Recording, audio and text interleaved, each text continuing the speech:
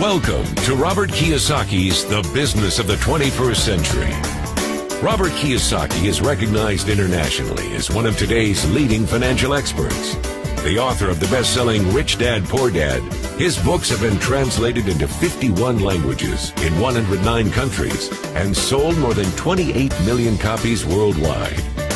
Robert has spent his life educating people on how to attain financial freedom.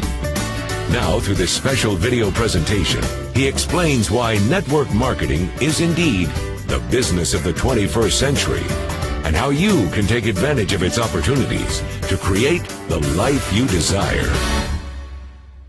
Next thing I want to cover with you is one of the most important lessons my rich dad gave me, and it was called the cash flow quadrant. And what my rich dad explained to me is that there's four people in business. One are E's, employees. S stands for small business, self-employed, or specialist. B stands for big business, and I stands for investor.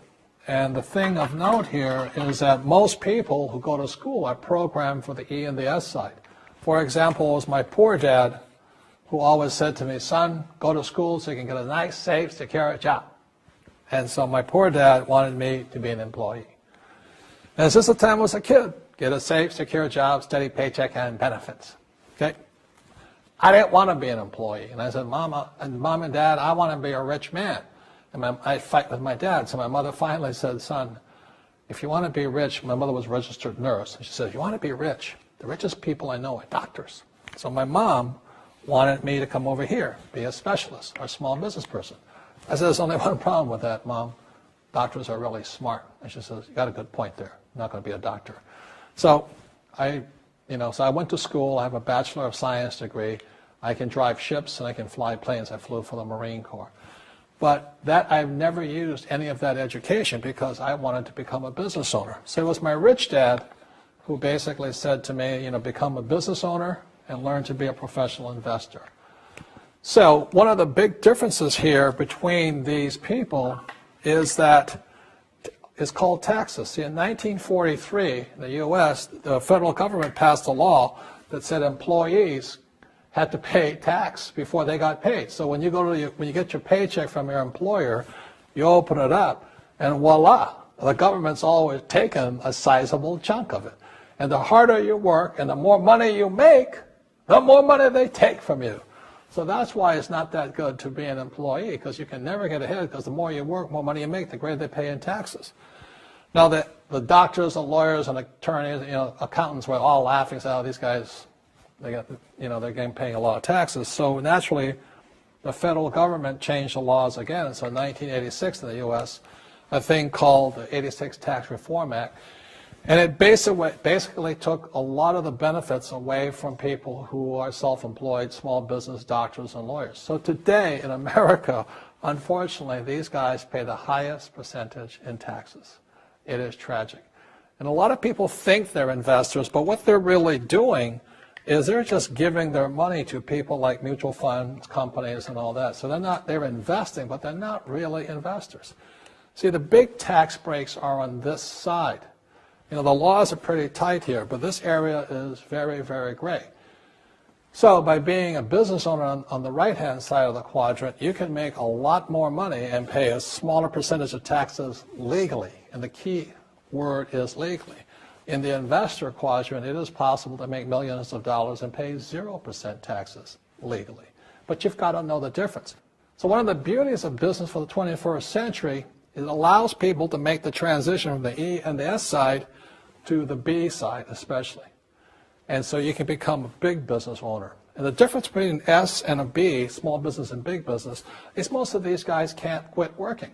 Most small business owners, if they stop working for more than a month, the business collapses. They don't really have a business. Most of these people own a job. So the beauty of business for the 21st century, it allows these people to make the transition to the B side so that you don't have to keep working hard for money, and the money can actually come in passively. Then once you have your business up and running, then I always recommend you then begin investing with your excess cash, paying less and less in taxes. And that's the reason the rich are getting richer.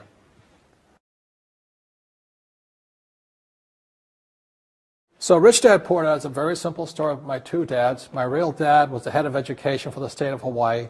Great guy, PhD, like I said, head of education, smart guy, but he also ran for lieutenant governor of the state of Hawaii as a Republican. Unfortunately, he lost, and he ultimately died poor, so that's why I call him my poor dad. My rich dad, on the other hand, didn't finish school, but he ultimately became one of the richest men in Hawaii. So he was my best friend's father, and starting when I was just the age of 9, my rich dad began teaching me about money and business, and why the rich are getting richer, and why there's this big gap between the rich and everybody else today. So Rich Dad is a very simple, true story about two fathers, Rich Dad and Poor Dad, tell their two sons about money. And it was my poor dad always said, go to school, get a job, work hard, and all that stuff. And my rich dad says, you'll never get rich doing that, you'll never be a free man. So that's kind of the differences. But if I would show you a diagram of the differences here, is that in financial education, this is very simply the difference. Because there's no financial education in our school, most people do not understand financial statements. So this here is income, expense, assets, and liabilities. And the reason my poor dad was poor, it was very simple. Because he couldn't read a financial statement because he don't have financial education in school. He was financially illiterate, although a PhD. And my poor dad always said, our house is an asset. And my rich dad said, your father may be well educated, but he can't tell assets from liabilities. So very simply, my rich dad said to me, assets, whether you work or not, put money in your pocket. So when a banker looks at your financial statement, the banker looks at this and says, oh, you have assets and you're putting money in your pocket. And if you look at your house, it's really a liability because every month it takes money from your pocket. Now I can hear people say, well, it's, I don't have any debt on it, but still every month you have insurance, you have upkeep and expenses to it. So very simply, the reason I'm a rich man today was I knew the difference between assets and liabilities. And I get richer and richer because every year I add more assets to my balance sheet here.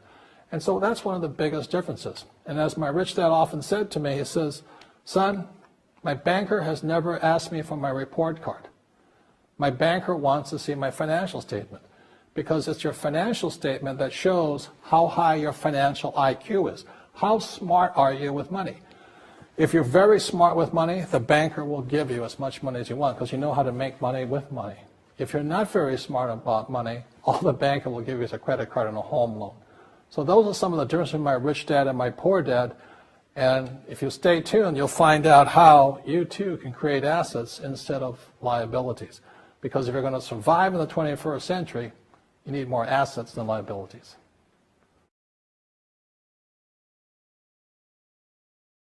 As an entrepreneur, I have built many businesses from scratch.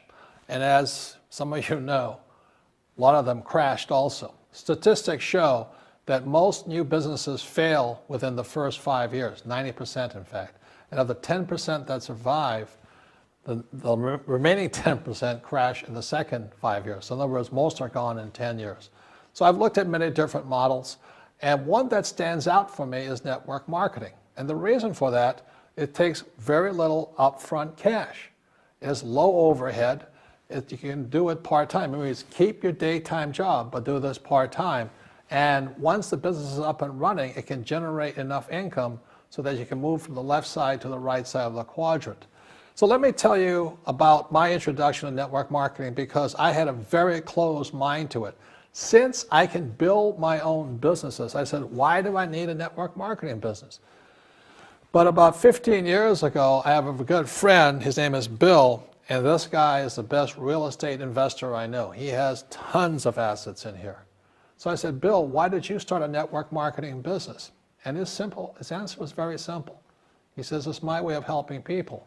But more importantly, he says, the reason most people can't invest in real estate is because they don't have a business. They don't make enough money simply because taxes, debt, inflation, and retirement savings are killing them. They cannot even invest. So my friend Bill, who is a professional real estate entrepreneur, he says, I started a network marketing business so the people that worked with me could start their own business and then invest money with him. So with that, I realized then that network marketing wasn't about making money, but it was about helping people to help other people make money so they become financially free. So the beauty of network marketing, I said, like it's very low entry point, doesn't take much money, you can do it part-time. And where you profit is in most big corporations is they spend millions, sometimes billions of dollars in advertising. So rather than give that money to advertisers, network marketing depends on building a network. It's called word of mouth, like you recommend a movie to a best friend. So really, the reason I support network marketing, because it's not about selling. It's about people helping people build assets in the asset columns, becoming business owners, and then becoming investors, rather than going through all of this here, which most E's and S's go through.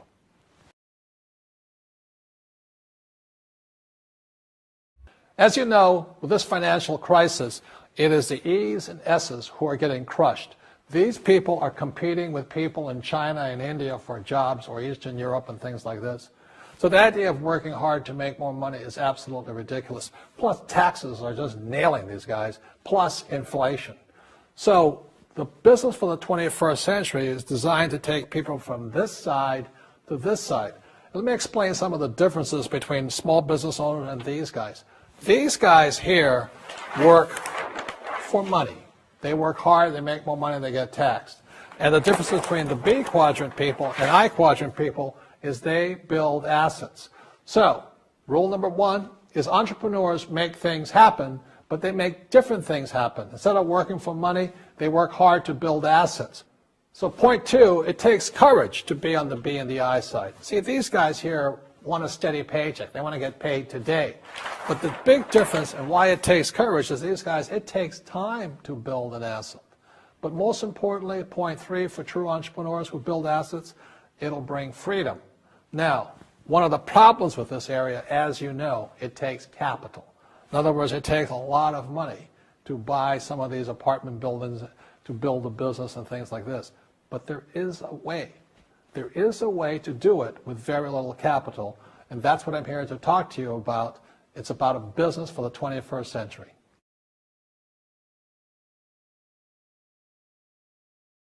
In this segment, I want to talk to young people, people who have not yet decided what they're going to do for the rest of their lives. You know, maybe you're in school or about to get in school or whatever you're going to do.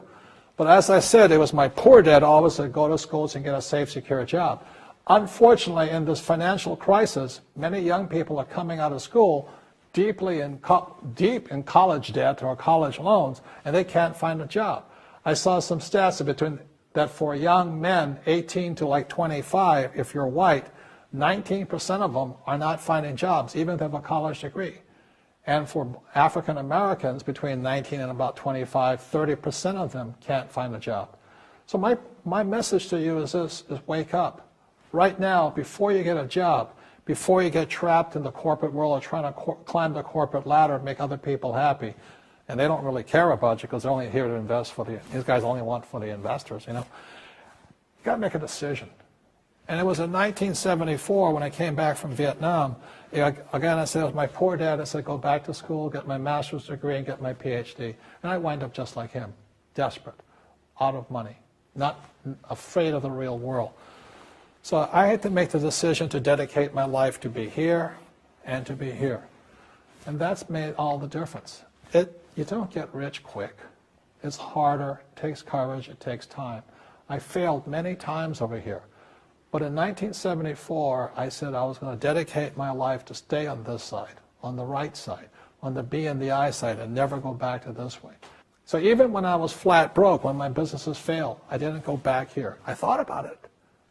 And unfortunately, when I still go back home to Hawaii, I meet some of my uncles and aunts, and they still say the same thing to me. They go, have you got a job yet? I said, no, I don't. They go, oh, too bad. It's so bad you're unemployed. The point here is they can't see it. So these guys, all they know is job security. They don't know what freedom and having a lot of money is. All they know is living below their means, struggling, paying taxes, trying to save money. So I recommend to you, start your own business. Start now. Practice. It takes time. You will make mistakes. But it's one of the best experiences because if you're successful and you persevere and you're determined, you will find a freedom and an abundance of wealth these people will never know. In this section, I want to talk to you about a different kind of quadrant.